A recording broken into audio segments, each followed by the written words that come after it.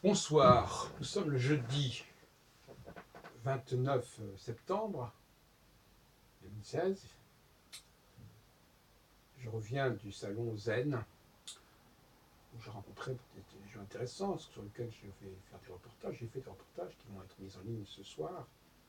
Et je vais vous parler ce soir des deux écoles qui se disputent autour d'une question absolument cruciale pour l'image de l'astrologie, qui est la transmission de l'astrologie, c'est-à-dire comment les hommes ont constitué l'astrologie, ont construit l'astrologie et comment ils l'ont transmise et comment elle nous est parvenue.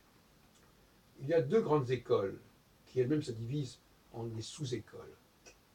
Je dirais qu'il y a l'école humaniste qui veut que l'astrologie soit le fait des hommes, des sociétés, et elle est représentée notamment par Franck Nguyen et par moi-même.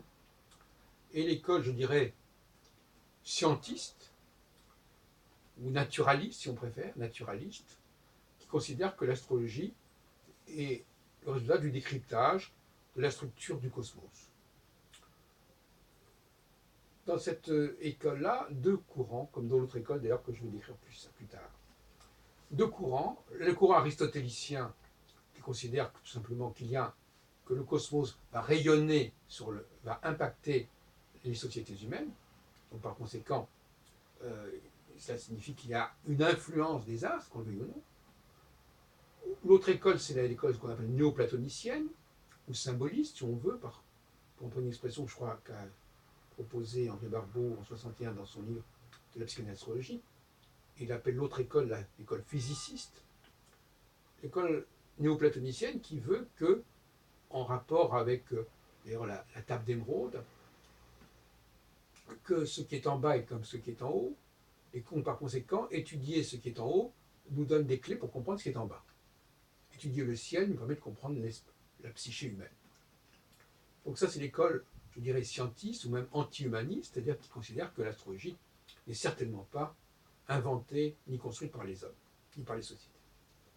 Alors cette école-là, les deux tendances réunies concernent à peu près 90% des astrologues. Et puis alors, il y a une petite minorité qui, elle, se développe aujourd'hui depuis quelque temps, et à mon avis, je crois qu'elle est quand même très minoritaire, mais bien qu'elle soit représentée par des personnalités aussi puissantes, si on peut dire, que moi-même et que Franck Nguyen, entre autres, mais qui ne sont pas forcément d'accord sur tout, pour autant qu'on va le voir.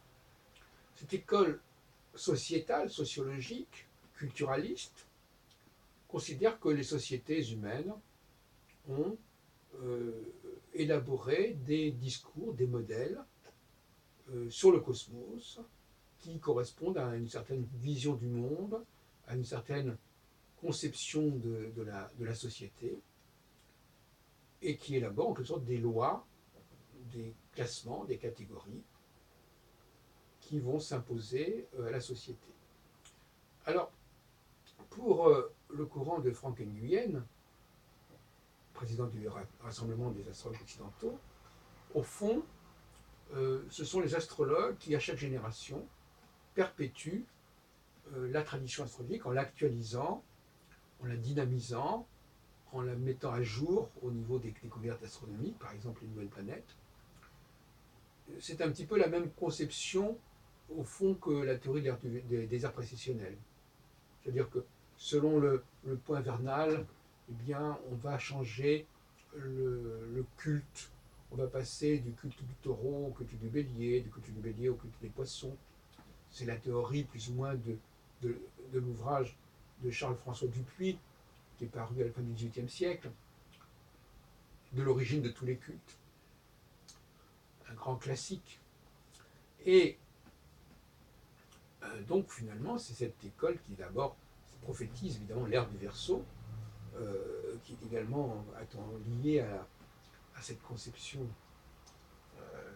que j'ai d'ailleurs mise en évidence dans mon ouvrage collectif Aquarius ou la nouvelle ère du Verseau, qui est paru en 79, et qui était les actes du colloque qui s'appelait Les clés de l'art du Verseau, qui a eu lieu au FIAP en 1977, il y a 40 ans à peu près. Donc, cette idée que finalement les astres on est une espèce de... L'astrologie ne peut pas exister sans les sociétés. Ce sont les sociétés qui fabriquent l'astrologie, qui l'actualisent, qui la perpétuent. Et par conséquent, ce sont elles qui font que l'astrologie existe et non pas les astres eux-mêmes. Et par conséquent, il n'y a pas de difficulté à intégrer une nouvelle planète, puisque de toute façon, c'est un fait culturel, un fait sociologique, et ça ne correspond à aucune réalité génétique et encore moins astrophysique. Ça, c'est la position du docteur Frank Nguyen. Alors moi, ma position est différente, même si elle se raccorde à ce deuxième courant. Et je me permettrai de dire quand même que mes positions ont précédé celles de Frank Nguyen quand même, avec lesquelles d'ailleurs j'ai eu des rencontres assez fréquentes il y a déjà une petite dizaine d'années, à savoir que les sociétés humaines, effectivement, ont construit l'astrologie, c'est vrai, mais, et qu'elles n'ont pas, l'astrologie n'est pas une découverte, comme dirait Nicolas, un décryptage du système solaire, pas du tout. Les sociétés ont construit, se sont servis des astres pour se donner des repères, pour se donner des structures, pour se donner une organisation du temps.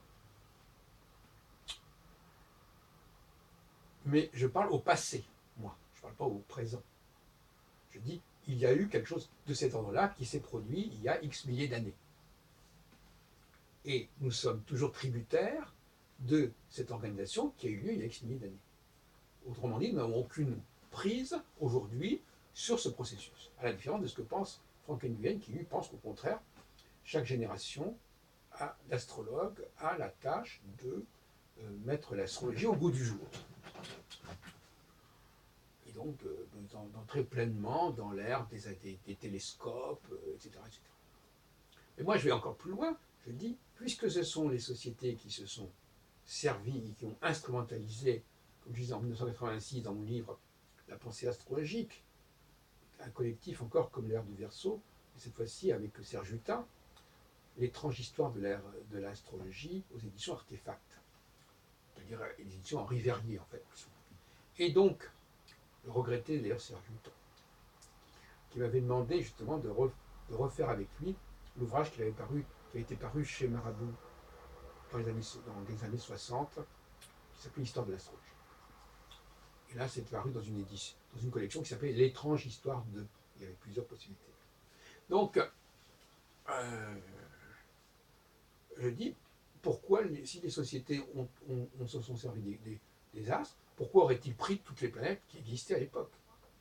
Pourquoi il n'y a aucune obligation à ce moment-là, et ça c'est ce que M. Nguyen n'accepte pas pour l'instant, il n'y a aucune obligation, non seulement à ne pas prendre des planètes transactionnelles, ce qui est évident, mais même, il n'y a aucune raison de penser qu'ils avaient absolument besoin d'utiliser toutes ces planètes. Cela dit, il faut quand même mettre un bémol à mon propos et s'intéresser aux travaux de Michel Gauquelin. Michel Gauquelin a montré, dans ses statistiques, regretté Michel Gauquelin, comme le regrettait Serge Hutin, avec lequel d'ailleurs j'ai publié également un collectif qui s'appelle Les personnalités planétaires en 1992 aux éditions Canadiennes, en compagnie de Guy Leclerc, le belge Guy Leclerc, qui est un statisticien, un ami belge. Et donc, voilà trois collectifs. Les personnalités planétaires, l'étrange histoire de l'astrologie et Aquarius ou l'annuaire du Verseau. J'ai un sens, si vous regardez mes activités, j'ai un sens très net de la collaboration, contrairement à ce que croient certaines personnes. Et quand ce qui concerne les congrès que j'ai organisés, il y en a un très grand nombre qui a été organisé en collaboration. Et je ne parle pas de mon livre sur le Sagittaire, que j'ai fait chez Tchou, que j'ai fait en collaboration avec Solange Dessalles, depuis les années 80. Bon, c'est une petite parenthèse pour la petite histoire de l'astrologie. Et par conséquent, je veux dire que je crois que ce n'est pas du tout nécessaire que toutes ces planètes aient existé. Alors Gauquelin a montré cependant que 5 planètes jouaient un rôle: Saturne, Jupiter, Mars, Vénus et le Soleil et la Lune, en laissant de côté la Lune, en laissant de côté le Soleil et Mercure. Et donc, c'est très important cette découverte. Il n'en a pas tiré toutes les conclusions souhaitables d'ailleurs, et possibles. qu'on m'a reproché d'ailleurs, parce que quand j'ai fait une critique dans mon édition des personnalités planétaires, j'ai dit qu'il y avait un certain nombre de choses que Gauquelin n'avait pas réalisées, et comme il venait de mourir, ses ayants droit nous ont fait un procès. Bon, bref, passons. Parce qu'on n'avait pas le droit de dénigrer ou de critiquer l'œuvre de notre auteur. Alors, passons. Donc, au contraire, effectivement, ce que je dis aujourd'hui, je ne l'ai pas dit jusqu'à présent. Et je n'avais pas compris tout à fait l'enjeu. En réalité, effectivement, il y a deux astrologies. Il y a une astrologie cyclique, qui est zodiacale, et donc sur laquelle je travaille, c'est-à-dire où je me montre quelle est la planète qui va constituer le fer de lance de cette cyclicité. Et puis il y a une astrologie beaucoup plus ancienne, qui est l'astrologie, je dirais, de la carte du ciel. Et Gauquelin a montré que cette astrologie de la carte du ciel, qui est beaucoup plus ancienne, puisqu'en fin de compte, c'était une époque où on ne comprenait pas encore le cycle des planètes, mais on pouvait les suivre au niveau de la rotation quotidienne.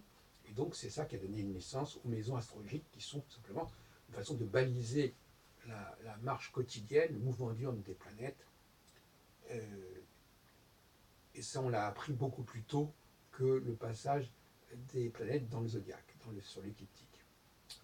Et là, Gauquelin a montré que les sociétés anciennes avaient articulé justement leur mode de fonctionnement, leur division en castes, en reliant chaque caste à une planète. Et ils ont choisi, pour nommer ces planètes, des dieux qui correspondaient aux professions en question. Donc ils ont choisi par exemple la planète Mars pour désigner la caste des guerriers. Ils ont choisi la planète Jupiter pour désigner la caste des seigneurs, si on peut dire, etc. etc. Donc par conséquent, Gauquelin l'avait remarqué, comment expliquer que les attributions des planètes correspondent plus ou moins aux catégories professionnelles qu'il a étudiées et qu'il a mises en évidence. Donc là, contrairement à ce que j'ai écrit récemment, ce ne sont pas les astronomes qui ont nommé ces planètes, mais c'est bien les astrologues qui ont nommé ces planètes et qui ont choisi ces dieux et pas d'autres dieux de l'Olympe, parce qu'ils ont pris les dieux qui correspondaient le mieux aux catégories professionnelles. C'est pour ça qu'ils ont choisi Saturne, Jupiter et Mars, et pas Neptune et Pluton, par exemple. Parce qu'il n'y avait pas de profession proprement parlée uranienne, neptunienne et plutonienne. Alors qu'il y avait des professions martiennes, vénusiennes, jupiteriennes. Donc là, je fais amende honorable, je dis effectivement que, contrairement à ce qu'on disait, les astronomes ont bien, qui étaient à l'époque effectivement en cheville avec les astrologues, ont bien choisi parmi les dieux de l'Olympe ceux qui correspondaient à une structure sociale, à une division socio-professionnelle, une division du travail, dont acte. En revanche, bien évidemment, ma critique vaut toujours pour l'utilisation des noms des planètes par la suite, aussi bien sur des astéroïdes avec Pallas, Junon, Vesta et Cérès, que pour Neptune, Pluton et Uranus. Là, effectivement, il s'agit de tout à fait autre chose. Mais j'ajouterais que même la mythologie a été impactée par l'astrologie, puisque ces noms, ces dieux qui ont été choisis par les astrologues comme totem des professions, ce sont justement, comme par hasard, les dieux qui ont été dévorés par Saturne, donc qui ont été en quelque sorte mis hors jeu. Donc on voit bien que finalement, je suis en train de revaloriser complètement l'impact de l'astrologie, puisque c'est l'astrologie, ou plus exactement l'astrosociologie, c'est-à-dire la construction sociale en rapport et sur les bases des références planétaires, qui a marqué le nom des planètes pour les astronomes, mais qui a marqué également le récit même de la mythologie. Quand ils racontent que Saturne a dévoré ses enfants, ils expliquent pourquoi certains dieux n'ont pas été choisis pour nommer les planètes. Donc là, au contraire, il y a une revalorisation du rôle de l'astro, ou si on préfère, une sorte de synergie entre les rédacteurs des textes mythologiques, ceux qui ont baptisé les planètes, et les astrologues qui, eux, s'occupaient, parce que le mot astrologue, à l'époque, voulait dire non pas seulement quelqu'un qui regarde le ciel et qui observe le monde, mais quelqu'un qui construit la société, qui organise la société. Pour moi, les premiers astrologues étaient des législateurs. Après, quand c'est devenu plus ou moins subconscient, et c'est là que je voudrais en revenir, c'est qu'effectivement, euh, dans le modèle que je propose, contrairement à celui de Frank Nguyen et des autres modèles, la dimension génétique est fondamentale. Et ça, on me le reproche évidemment d'un point de vue épistémologique, c'est-à-dire qu'effectivement, je n'explique ça ni par la transmission sociale, ni par un processus aristotélicien avec les planètes qui agissent, qui impactent les sociétés, ni par un processus néoplatonicien qui dit qu'en étudiant le ciel, on comprend ce qui se passe sur Terre, sur le bas monde, dans le monde sublunaire. Non, ma thèse est encore différente. C'est une thèse qui a deux volets. D'un côté, un volet, je dirais, génétique, c'est-à-dire je dis que finalement, ces sociétés sont arrivées à subconscientiser, alors ça peut être génétique, mais ça peut aussi être lié à l'inconscient collectif. En tout cas, il y a quelque chose qui était de l'ordre du conscient et du conscient, et qui s'est transmis de manière subconsciente, jusqu'à nos jours. Puisque les sociétés actuelles ne connaissent plus ces cultures-là, mais elles sont néanmoins activées par ces sociétés-là, puisque l'inconscient collectif, si on veut l'appeler comme ça, est à l'œuvre. L'autre théorie, c'est la théorie génétique, parce que l'inconscient collectif, on ne sait pas très bien ce que c'est, à mon avis, c'est plus ou moins génétique aussi.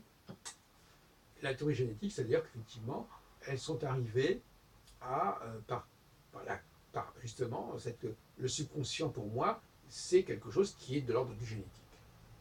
Et pas seulement une sorte de choses jungiennes comme ça. Et puis il y a d'autres théories que j'ai aussi développées en option.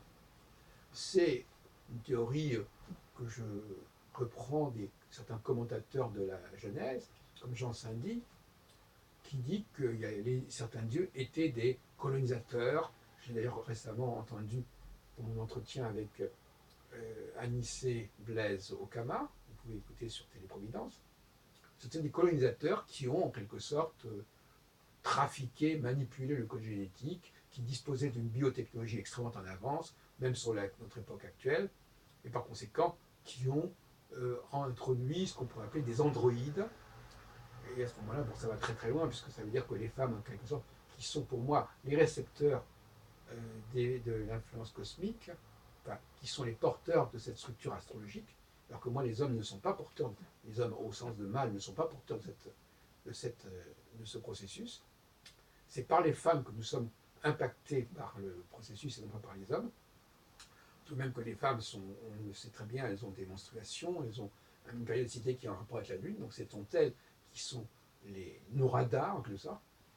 Et par conséquent, là, on aurait un autre schéma qui est, à mon avis, pas plus pire qu'un autre, que l'autre, qui est celui d'une sorte de robotisation d'une partie de l'humanité, qui la met en rapport directement avec des signaux cosmiques très précis auxquels elle va réagir. Et cette robotisation, elle s'est poursuivie jusqu'à nos jours. Voilà.